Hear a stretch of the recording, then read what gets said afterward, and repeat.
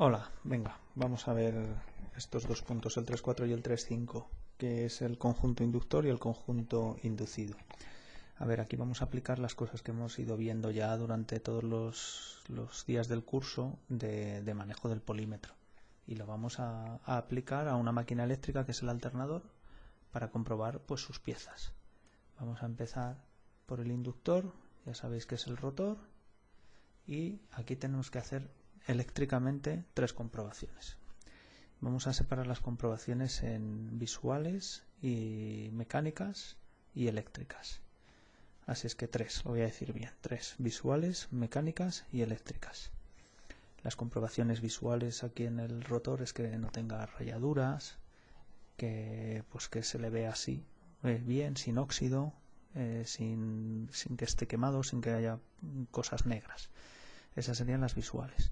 Las mecánicas sería cuestión de medir, pues por ejemplo, el diámetro del eje o el diámetro de los anillos o la excentricidad de los anillos.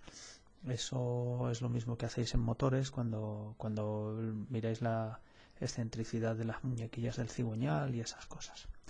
Y las comprobaciones eléctricas, que son las que más nos basamos ahora, pues veréis, tenemos aquí el rotor y ya sabéis lo que va adentro. Son los dos anillos rozantes. De uno de los anillos parte un hilo que da mogollón de vueltas al rotor y forma la bobina y sale hasta el otro anillo. Vale. ¿Qué tenemos que comprobar eléctricamente? Tres cosas. Tenemos que comprobar que la bobina esté aislada de masa. Esa es una cosa. Tenemos que comprobar que la bobina tenga su resistencia correcta. Bueno, voy a decirlo bien, que tenga continuidad, que sea continua, que no esté cortada. Esa es la segunda. Y la tercera es que tenga la resistencia correcta, que no tenga más ni menos resistencia que la que tiene que tener. Así es que si digo bien las cosas, sería, en primer lugar, aislamiento a masa; en segundo lugar, que no esté cortada; y en tercer lugar, que tenga la resistencia que tiene que tener. Vale. ¿Cómo se comprueba el aislamiento a masa? Aquí tenéis la imagen y lo que está haciendo es pinchar con una de las puntas en un anillo rozante y con la otra de las puntas en masa. ¿Vale? Ahora bien, ¿cómo se coloca el polímetro? Bueno, pues en el libro dice que lo coloquéis en la escala más baja. Ya hemos aprendido y sabemos que no, que se coloca en la escala más alta, porque lo que estamos buscando es, aunque sea una grandísima resistencia, pero estamos buscando la más mínima fuga de corriente. Entonces eso se busca con resistencias altas, es decir, aunque hubiera mucha resistencia entre la bobina y masa, pero con que hubiera resistencia, aunque fuera muy alta, eso significa que hay un camino por el que se puede escapar la corriente y por lo tanto eso estaría mal. Así es que recordad, ponemos el polímetro en la escala de resistencias más alta. Si tenemos 20 megas, en 20 megas. Y así detectaremos si realmente hay una derivación a masa. ¿Vale? Importante, y lo digo tanto tiempo porque en el libro no lo pone así. Seguimos. Ahora, si medimos entre los dos anillos rozantes, como veis tiene las puntas entre los dos anillos rozantes, lo que nos va a medir es cuánta resistencia tiene esta bobina.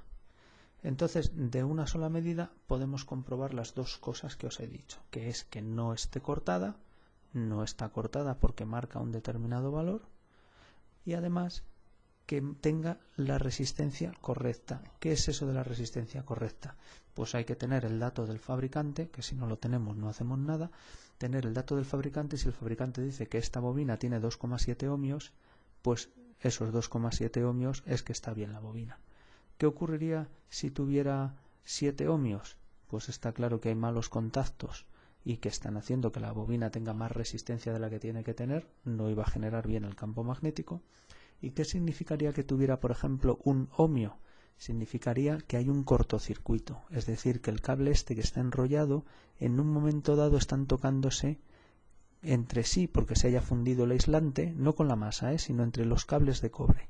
Y entonces la corriente no hace todo el recorrido que tiene que hacer, no da todas las vueltas, sino que si tiene que hacer 1000 vueltas, a la 243 ya vuelve. Y entonces tiene menos resistencia. Generaría mucha intensidad y podría quemarse el cable. ¿Vale? Bueno, pues esas tres comprobaciones. Aislamiento de masa, que no esté cortocircuitada y a la vez que tenga la resistencia que tiene que tener según el fabricante. Esto en el rotor. ¿Qué pasa con el conjunto inducido, es decir, el estator? Bueno, el estator ya sabemos que son tres bobinas arrolladas aquí, de manera que forman estos arrollamientos, y que tenemos dos formas de conectarlas, o bien en estrella o bien en triángulo. Si están en estrella acaban saliendo 3 puntas, y si están en triángulo acaban saliendo 4. Pues yo no veo la cuarta, pero este es el punto neutro, 1, 2 y ahora mismo no encuentro la cuarta, que serían las 3 puntas de las 3 bobinas y el punto neutro. Hay que hacer las mismas comprobaciones eléctricas que antes, es decir, que esté aislada de masa cada una de las bobinas. Luego hay que medir cada una de las bobinas que tengan su resistencia correcta, con lo que sabremos dos cosas. Primero, que no están cortadas, y segundo, que no están ni cortocircuitadas ni oxidadas o con malos contactos. ¿Vale? ¿Cómo lo hacen? Pues lo que hay que hacer es ir midiendo. Veréis, vamos a empezar. Aquí lo que hacen está viendo el aislamiento a masa. De nuevo toca entre cada una de las puntas y masa, y tendría que haber puesto el polímetro en la escala de resistencias más alta, y entonces detectaría la más mínima fuga de corriente. ¿Vale? Eso sería el aislamiento a masa, igual que hemos hecho con el rotor. Y luego, para comprobar lo que os he dicho, que es la resistencia entre las bobinas, pues lo que tiene que ir haciendo es tocando 2 a 2. Si tiene el dato del fabricante, ya sabrá cuál es y lo pondrá aquí. Fijaros, 0,3 ohmios es muy poco. Lo que pasa que fijaos que este estator es extraño, este tiene 6 salidas. Aquí nos están diciendo todo el rato que tiene 3 o 4 y nos presentan 1,6. Me lo pienso bien y os cuento por qué tiene 6. Bueno, seguimos. El caso es que al haber medido 2 a 2, lo que está viendo es qué resistencia tienen las bobinas del estator. ¿Vale? En caso de que no tengamos datos del fabricante, lo que tenemos que obtener siempre es que que tengan el mismo valor.